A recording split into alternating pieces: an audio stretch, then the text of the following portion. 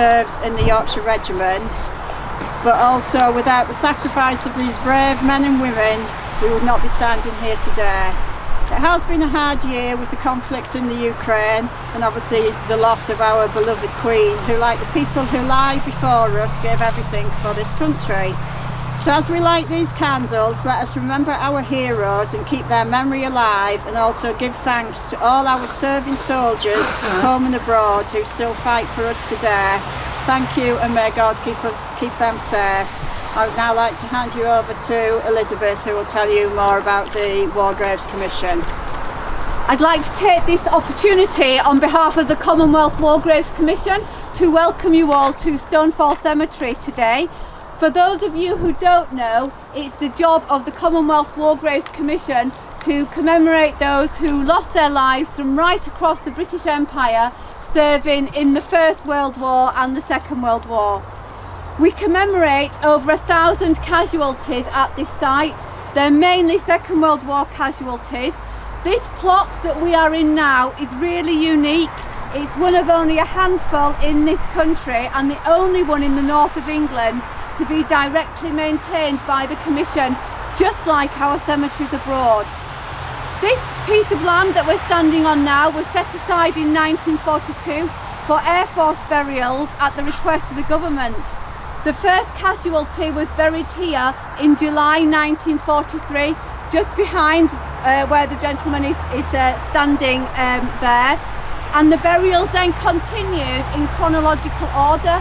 So 1943 for the first 6 or so rows, and then 1944 back to the wall, 1944 all in that quarter over there, behind me 1944 for the first few rows as well, and then 1945 up until the end of 1947, which is our end date for commemorations. Most of the casualties at this site were bomber crews. They were either on training or operational flights. So when you lay your candles shortly, you will notice the same date of death on lots of headstones, and that's usually because that's the whole crew who've been buried next to one another. The majority of casualties here are Canadian, over 600. We've also got almost 100 Australians here, just over 20 New Zealanders, and of those serving with the Royal Air Force, that number includes 6 casualties from the Caribbean and 1 casualty from Fiji. It's really good to see so many of you here today. The weather's really cold. I'm sure there would have been lots of other calls on your time. I'm sure some of you might have liked to be watching the World Cup final at this moment in time. We're really grateful to Benji for reviving this tradition of remembrance on this site at Christmas. From as early as Christmas 1945, Harrogate families were coming to this site to lay wreaths on behalf of the Canadian families abroad. So we're going to ask you to lay the candles on this plot shortly. We've got over 100 casualties who are buried in scattered graves and in the plot behind the crematorium, and Benji and myself and Luke have already been and laid candles over there because we didn't want people to get lost as the night is falling now, and it's also slippy over there. We're not placing candles on top of the headstones because that can result in damage to the headstones. We're placing them in front of the headstones. As the plants are quite frozen at the moment, it might actually be better if you place the candles on the grass in front of the headstones, because otherwise I think they're going to get lost. Normally we say to people to make a footprint like that to put them in, but it's not going to work on the frozen earth. So when you get the battery operated candles, they've all been checked, they do all work. In the cold weather, sometimes it takes a little minute for them to switch themselves on, so feel free to give your little switch on the back of your candle a little few goes to get it going, and a press and a warm up, and then lay the candle down. And when you do so, could you please read in your head or out loud the name of the casualty that you are laying a candle for. People say that there's a saying, that you die twice. The first time when you take your last breath, and the second time when your name is spoken for the last time. So it would be wonderful today if between us all we could read out the names of all of the casualties as we lay their candle. And on a lot of the headstones you'll see personal inscriptions on the bottom, written in French, in English, in Scots Gaelic, in Fijian, all kinds of languages. So the ones that you can read, it might be nice to read those as well. Before I send you off, I want to mention health and safety. The ground is hard and it's slippy, so do be careful. Don't cross between the headstones because there are roses. I don't want anyone to catch their leg on a thorn. I don't advise anyone goes into the shelter because it's actually icy on the steps there. And do avoid walking on the Portland stone of the Stone of Remembrance behind me because it's really icy as well. Once we've laid all the candles, and while we're doing so our choir are going to sing for us, once we've laid them all we'll gather up by the cross of sacrifice and we're going to lay our wreaths up there today because it's too slippy on here to lay the wreath. Okay.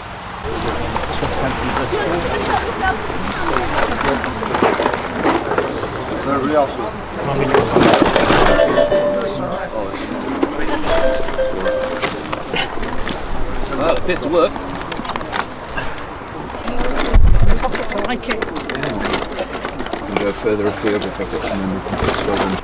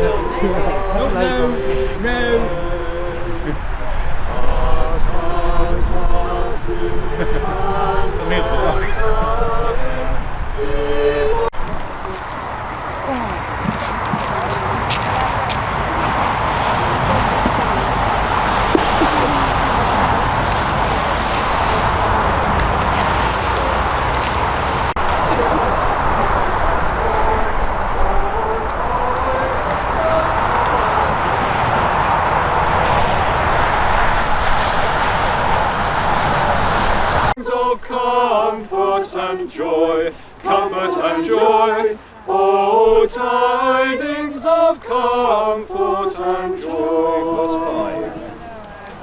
Now to the Lord sing praises, all you within this place, and with true love and brotherhood each other now embrace.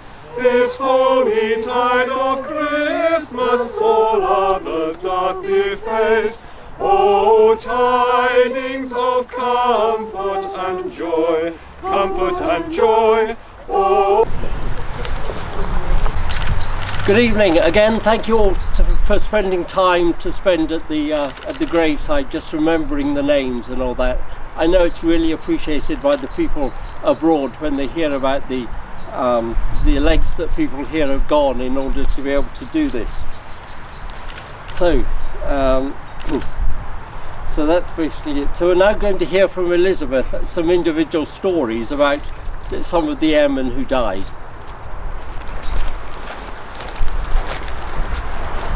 All Commonwealth War Graves Commission casualties have got a backstory. They were all someone's son or daughter, perhaps a wife, a husband, sister, brother, father or mother.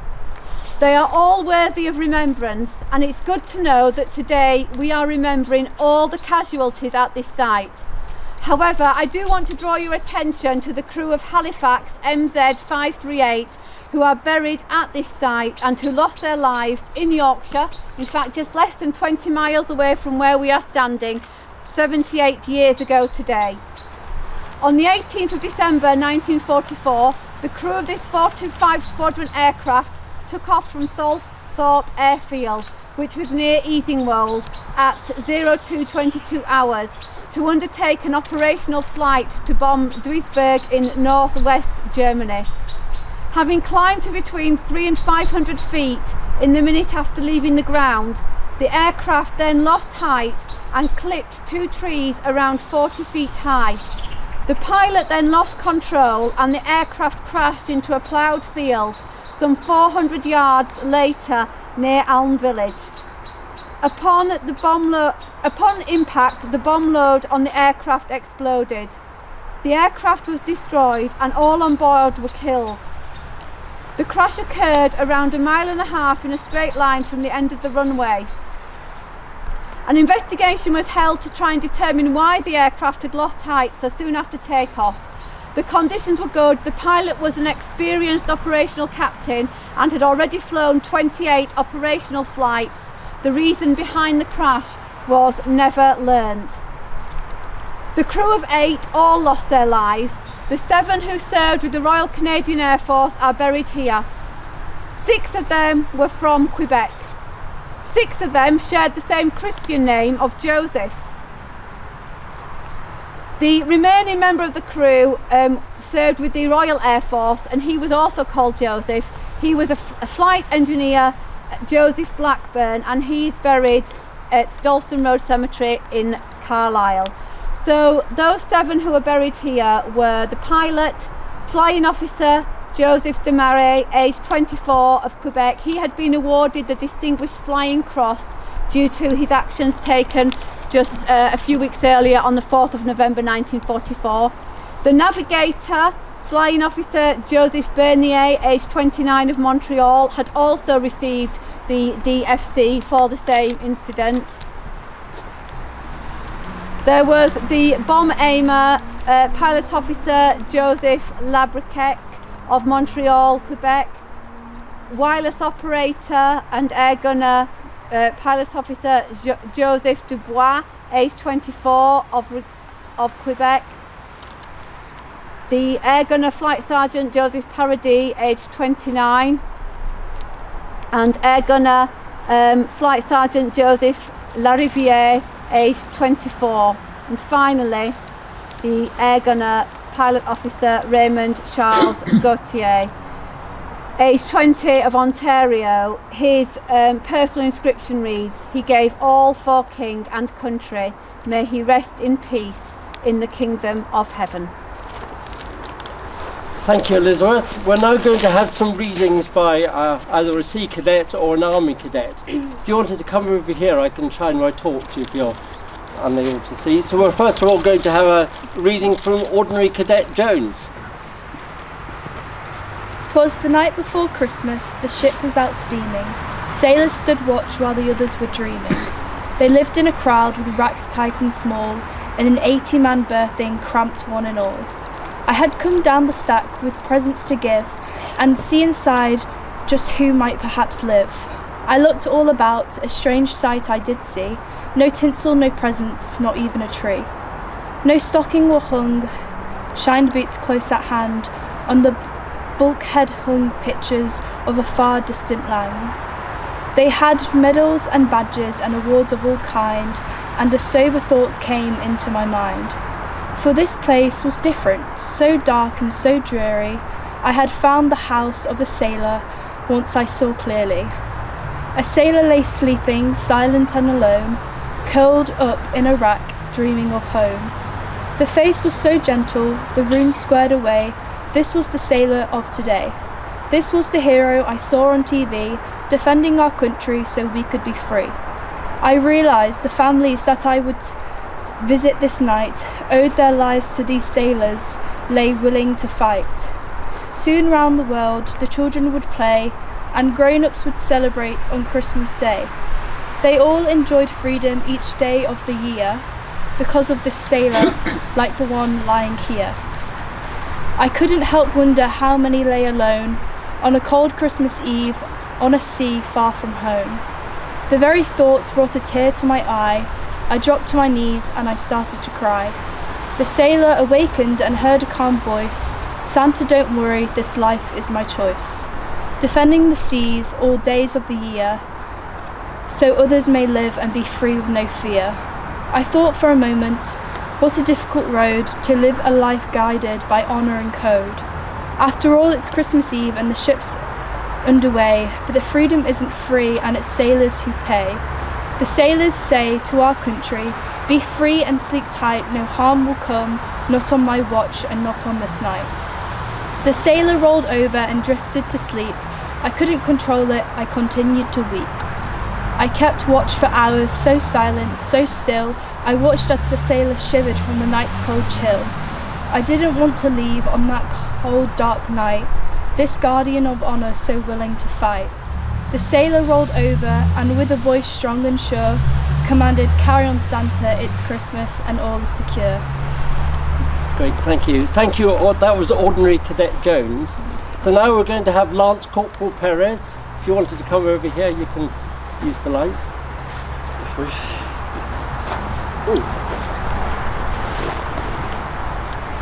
Middle East War, 1943, December. Italy, 1944, Field Squadron, Royal Engineers. We left the staging camp in North Africa at 7 a.m. on December 21st and arrived at our destination on December 22nd, 1600 hours. A large open field overlooking the Drome in Italy, just north of Bari Harbour. Then we spent Christmas here and had a really good time indeed, thanks to a supreme effort by our cooks and Sergeant Johnston, our store sergeant, who managed to acquire all the necessary goods for a good Christmas fed and drink. After a few days, on January 11th, 1944, we were told we had been given a job as fighting escort to an American special force which had been entering Rome on the day it fell and take over all the aerodromes, railway stations and all the other key installations. We landed from an LST on the beach of as the beachhead Anzio. At 5 a.m. we started to move forward towards Rome with the American infantry. We passed the remains of a tank battled from hours before. We took Central Radio Station 2 miles south of Rome and then Ciumpiano Airfield only a mile further on. We took a prisoner who just wanted to give up and go home. We entered Rome and found we were the first informed unit to enter Rome. We had a celebration that night. Great, thank you very much indeed, Lance Corporal Perez. And now we're going to have Corporal Miller.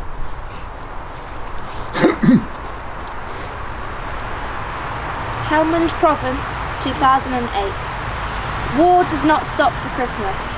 Rifleman Stuart Nash, who had only finished his basic training in September 2008, took part in a deliberate operation on 17th of December 2008. He volunteered to go to his battalion, now on operations in Helmand after his basic training.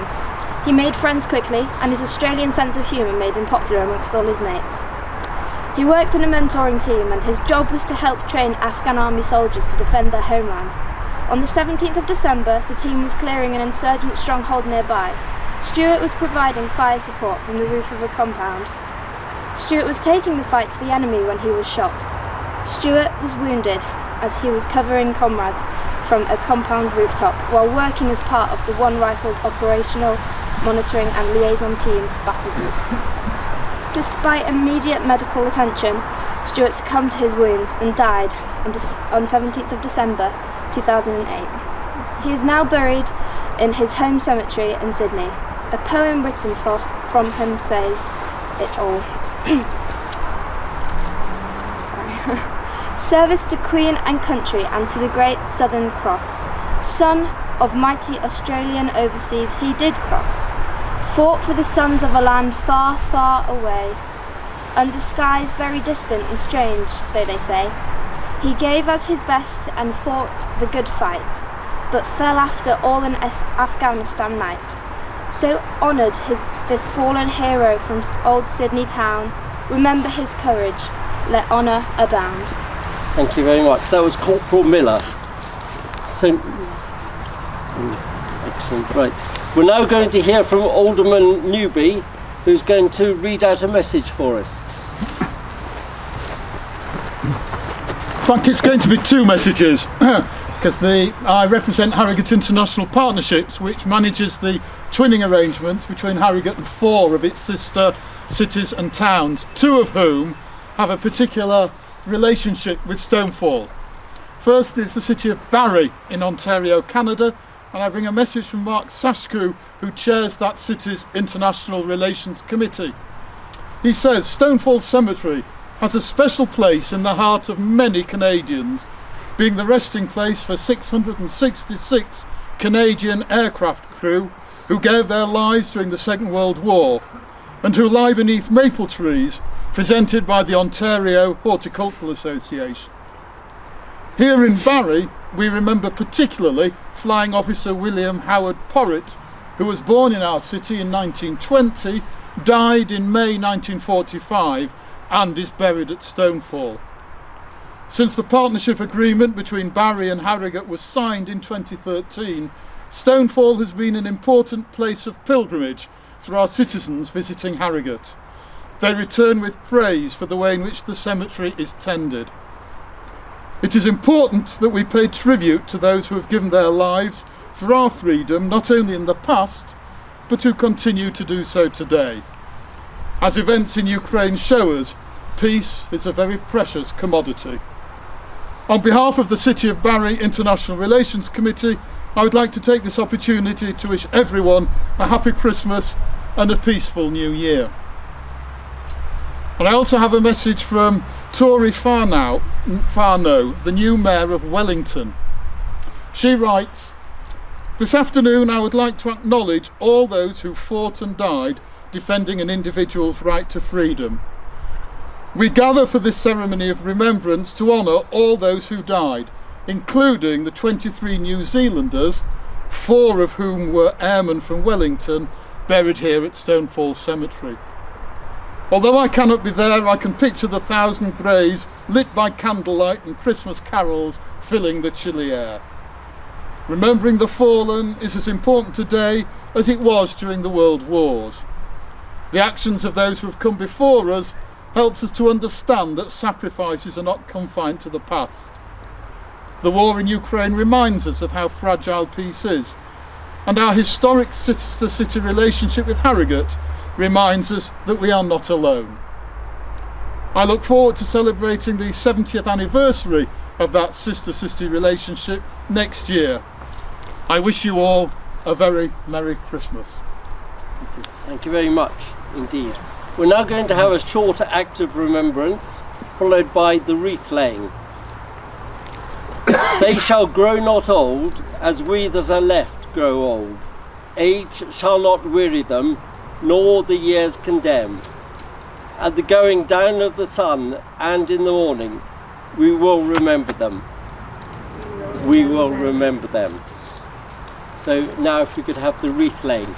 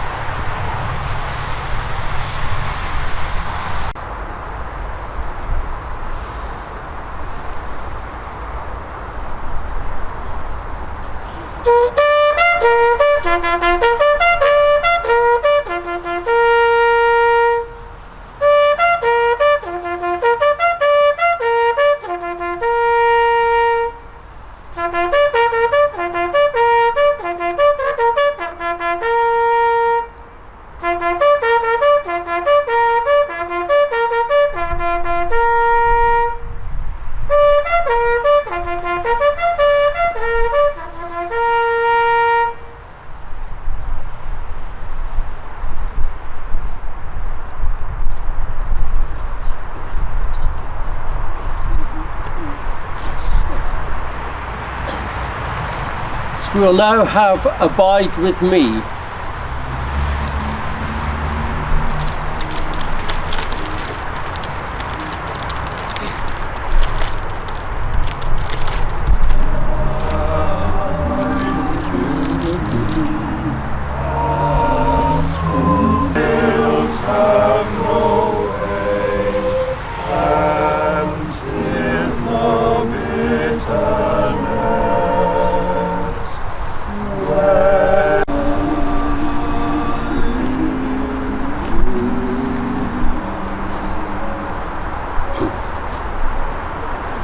Ever-living God, we remember those whom you have gathered from the storm of war into the peace of your presence.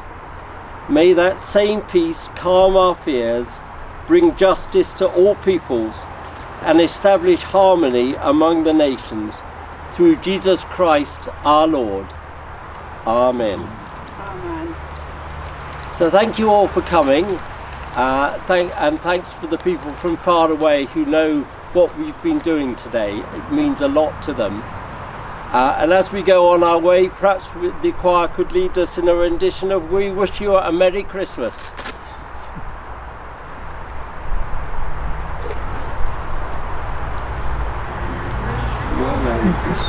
We wish you a Merry Christmas.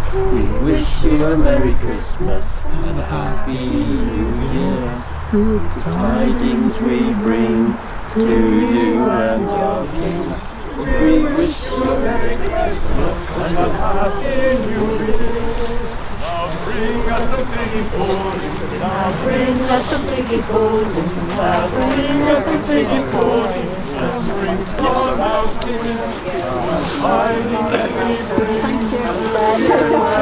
Thanks very much, guys.